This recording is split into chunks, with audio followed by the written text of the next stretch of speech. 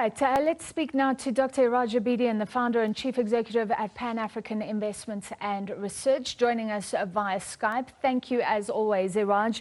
Your expectation, or let's start with your hope from the president tonight. My hope is that the president will what I call it a macroeconomic response to COVID-19, which would go way beyond relief. It is absolutely necessary.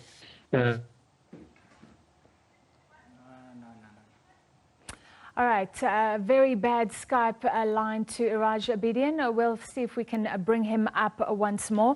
And really what we're doing tonight is looking forward to this announcement by the president, expected to announce a larger stimulus package for the plunging economy. All we know is that he will address the nation on additional economic and social relief measures, the presidency says. And of course, this comes after many meetings, cabinet meeting. Yesterday, the president has taken advice from economists, and we've seen a wide range of consultations with opposition parties in the past, with NEDLAC bringing together government, business and labor. So really, the president trying to rally everyone to be on the same economic page, and some comparisons being made between South Africa and other countries that have spent a lot more. In the United States, for example, a $2.2 trillion stimulus package to help the most vulnerable. We are spending nothing like that in terms of the size of our economy. Stimulus thus far announced amounting to about 41 billion. All right, I believe we do have Dr. Iraj Abedian back for us. Doctor, let's start again. You were telling us what you were hoping to hear from the president tonight. I hope that the president would share with us an macroeconomic response package, which would be not only about relief, which is absolutely necessary, and that relief needs to come in a manner and distributed as a matter of urgency. Communities are suffering, small businesses are equally suffering, and it's important that a mechanism is found to inject cash to the economy in the short term. But that falls under relief category. However, that's not sufficient. The reality is that COVID-19 has destroyed a good chunk, possibly 30 to 35, possibly 40% of the global economy on the supply side, which means as a small economy, our economy likewise is going to be equally, in a way, undermined. For example, the aviation, tourism, a whole lot of related services, et cetera, et cetera. So that means for that you don't need a stimulus. For that you can't deal with relief. You need to also come up with a macroeconomic response that looks at the expansion of new investments, new job creation in areas that we can productively, and for the medium term, very importantly, not the short term, medium to long term, we need to rebuild our economy. And interestingly enough, in the midst of the gloom of the COVID-19 and all the damage that it does to some of the economy and the hurt that causes to the population, there are also opportunities for new investment, for new manufacturing, for new services.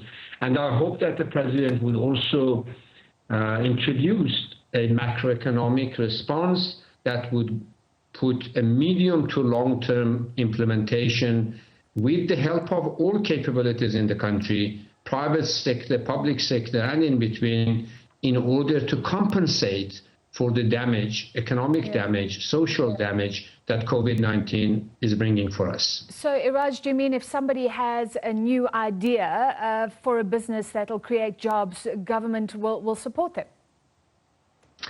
Well, it doesn't have to be necessarily all government, but it has to be a mechanism that works. And this is where the challenge for President Ramaphosa lies, in my view.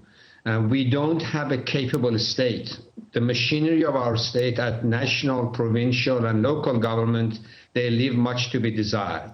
The fact that the government has taken, or President Ramaphosa, with all his determination, has taken more than 6 weeks to come up with what hopefully he will come up with today, means that we do not have a capable state that can deliver. So we need to not just talk about a plan, we need to talk also about implementation. And implementation requires both public, private sector, state-owned enterprises, and development finance institutions to get into a different type of operation. This is not business as usual.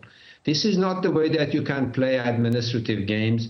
We need to speed up injection of cash and investment into the economy. So I'm hoping that it will go beyond financing ideas. It would have, for example, a major multi-year infrastructure on the water supply, on the urban development, and a whole lot of other areas that we can productively invest in for the next decade. Yeah.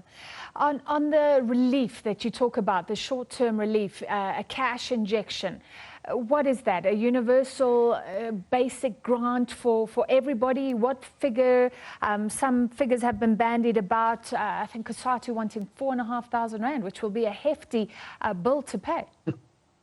Yeah, I think that on the relief side, I think it has to be relief, which means, for example, if the government's pension payout, welfare payment monthly is pegged as a relief, which is poverty alleviation, a similar type of amount would make sense as a basic income, importantly, in a way that can reach communities straight away. So that's the type of benchmarking that the National Treasury has to do with the Department of National Welfare.